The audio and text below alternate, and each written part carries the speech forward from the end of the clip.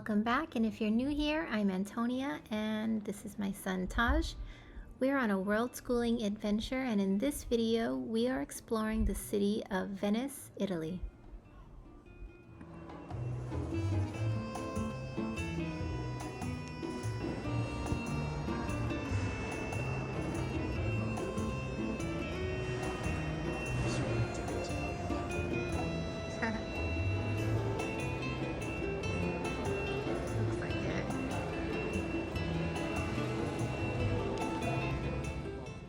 The first stop on our 2-day Venetian tour was to the Doge Palace. The main elected ruler of 14th century Venice was called the Doge, and his residence was much like the White House in the United States, a private residence and also a place for official business. The Senate, which met in this chamber, was one of the oldest public institutions in Venice. It had been founded in the 13th century.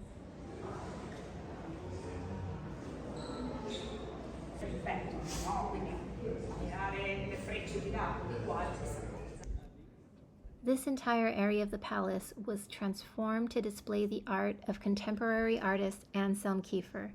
It's part of the celebrations of the 1600th anniversary of the foundation of Venice.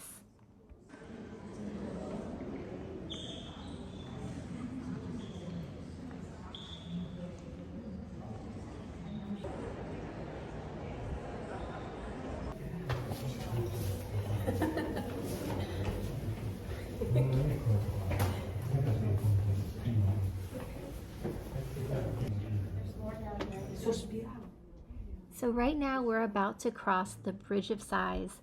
The famous name of this bridge dates from the Romantic period and was supposed to refer to the sighs of prisoners who, passing from the courtroom to the cell in which they would serve their sentence, took a last look at freedom as they glimpsed the lagoon and San Giorgio through the small windows. Now we head to the prison. I thought a prison would be a tourist attraction.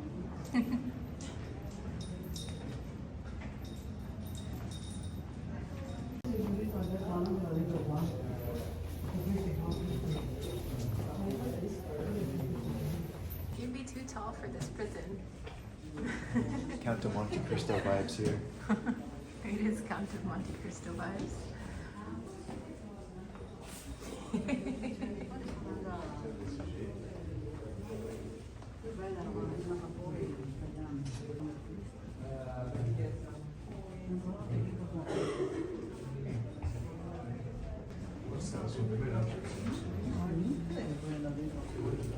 I'm enjoying myself too much here.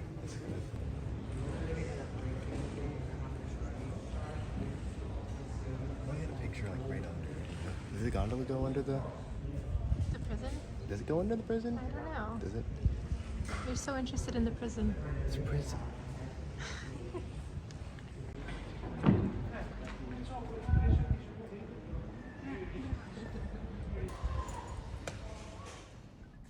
As charming as these little streets and canals are, Google Maps could not figure out exactly where we were, and as a result, we kept going down what seemed to be the same street over and over. What should have taken us 15 minutes took us an hour. They finally decided to splurge for ferry tickets.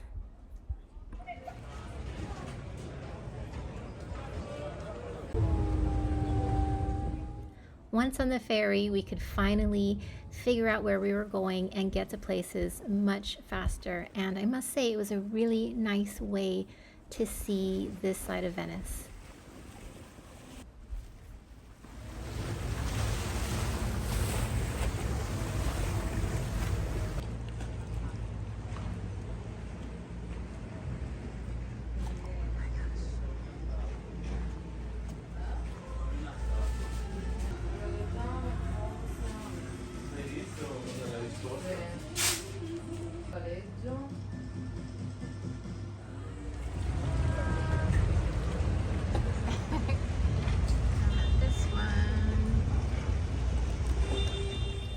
It's so exciting to find vegan options here in Venice.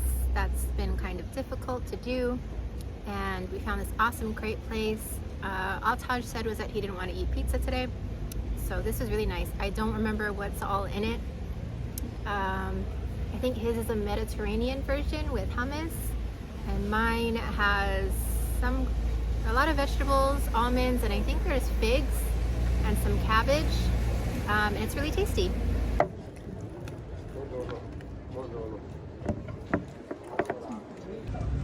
What are you learning about? A glimpse of the canals. Nice. Take a bite. Take a bite. It's aggressive. Take a bite. Like I'm being held hostage. I took a bite on the camera. Yes.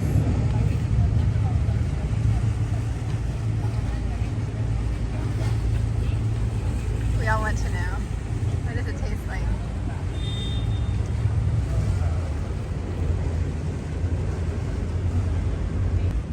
It doesn't taste like they're the 13th century, so that's cool. It tastes like chocolate and strawberries. It doesn't taste like the 13th century. Chocolate. More chocolate. Strawberries. And more chocolate. I don't know what else is in there.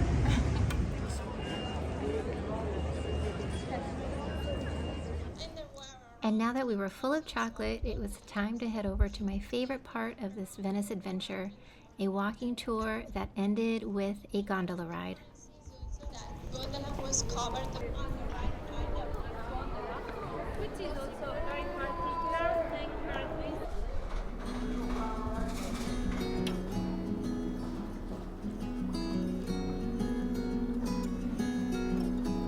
So our tour guide explained to us that each of the gondoliers owns their gondola and they cost on average 50,000 euro.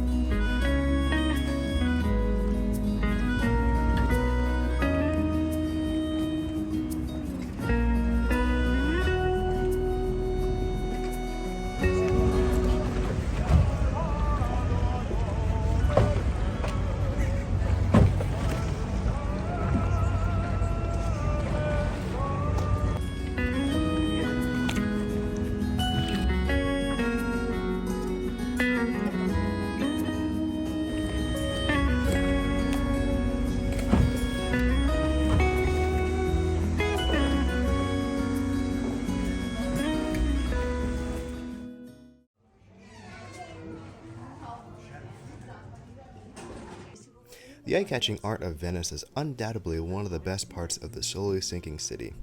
Those who take the chance to check it all out will be astonished when they see plenty of little shops that exclusively sell masks. These masks play an important role in the city's history and date back to the 1400s, and possibly before that. This tradition of making and wearing art pieces to conceal the face even appears in Greek theaters around the 7th century. Venice and ancient Greece both used these masks not just to hide the identity of the user, but to project their inner personality or the character they portray.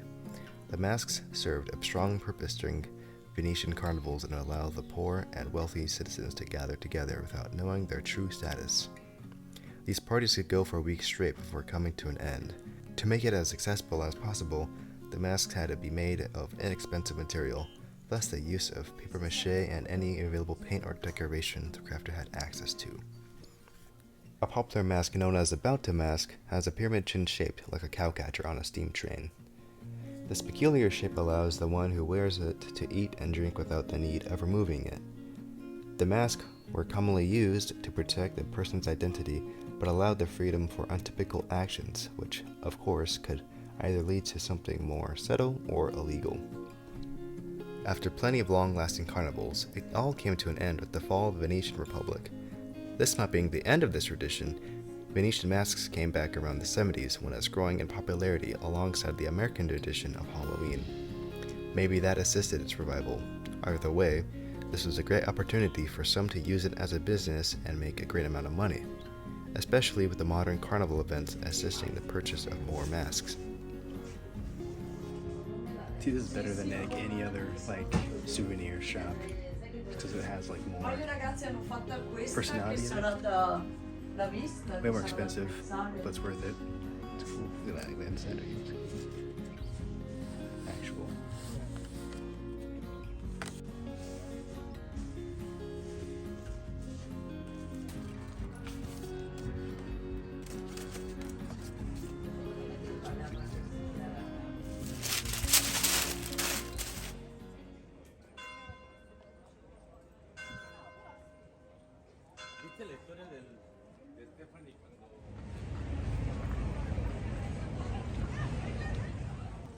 We spent our last day in Venice on the island of Murano, and while we didn't go and do the glass factory tour, there was a lot of amazing glass pieces to see in all the shops that we passed.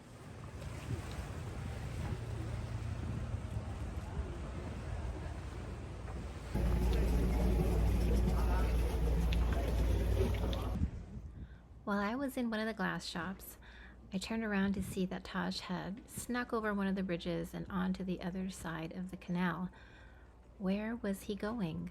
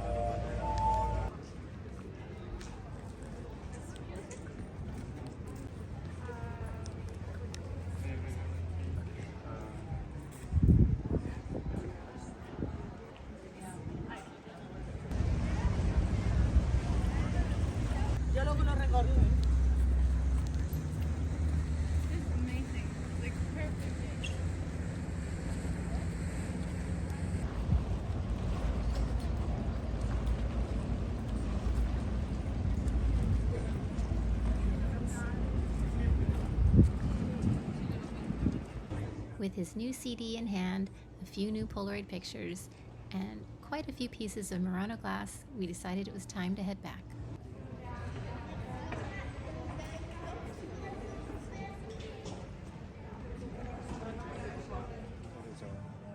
And this is where we had what was quite possibly the best Italian meal of our entire trip to Italy. It was absolutely amazing, and they had no problems making it vegan, which was really nice. Holding your bread.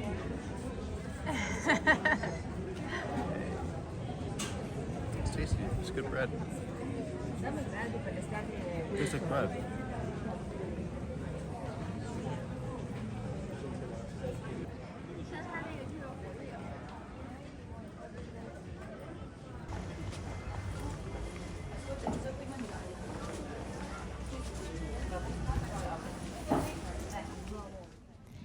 And that was the end of our quick trip to Venice. It was absolutely amazing, and I think we had a lot of fun.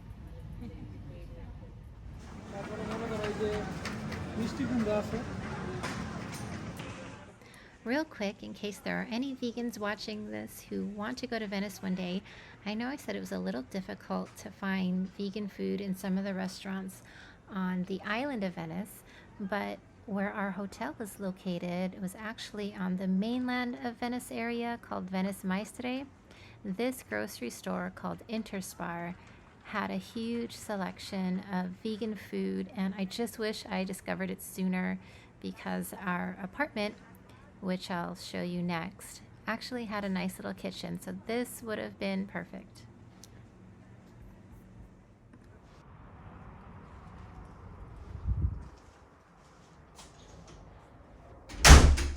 All right, here's our little kitchen, and only one bed,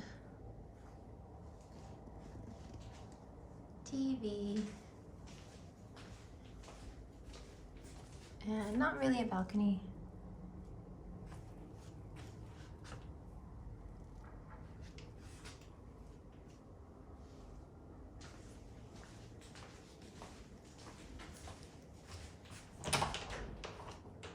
Doing a bathroom tour. Here's a refrigerator. Tiny dishwasher. And storage. Closet space. And a safe.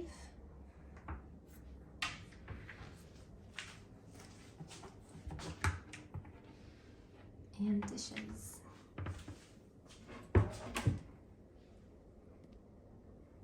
Neat. Open.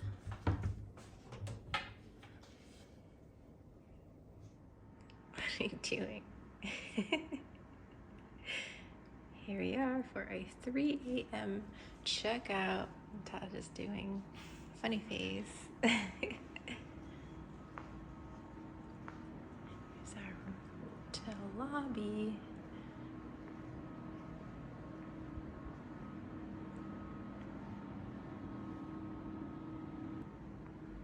It's 3:30 a.m. in the morning. Are you ready to go to Portugal? No. Are you gonna miss Venice? Maybe.